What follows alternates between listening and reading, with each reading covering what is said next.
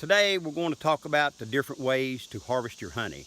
A lot of beekeepers got their bees maybe early in the spring, and we'll hopefully get a good crop of honey this year, or a crop of honey. So today we're going to show from small to larger scale of how to harvest honey and the different ways of harvesting it. The first method we used today was brushing your bees off with a bee brush. It's a soft brush, and you take gentle strokes and flick the bees off the comb, and you would have an empty box to put them back in. Beside of it, you could put them on a cart, a wheelbarrow, or whatever to take them back to your house to extract your honey house. It's a hot method. It's an easy method for a person that's got one colony or two colonies of bees to harvest your honey on.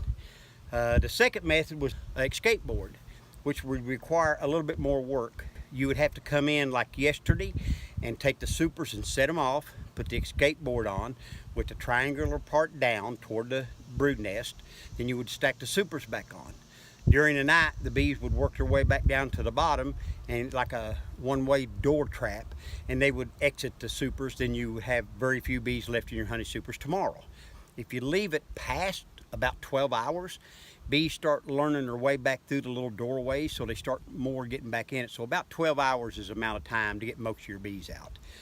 The third method is a fume board, and I really like this method. We just got done harvesting the honey from this apiary. We're standing here right now. There's no bees upset. It's a good way, especially that people lives in a rural area, in a city or a community or urban area that has neighbors, that the fumes will just scoot the bees down off the honey. You can take the honey off. The bees is not upset. They're not up in the air. The fourth method was a leaf blower. And blowing the bees, or some bee blowers, companies makes bee blowers, but I use a leaf blower. And you blow the bees out of the box. This does put more bees up in the air. So if you have neighbors, you might not really want to do that.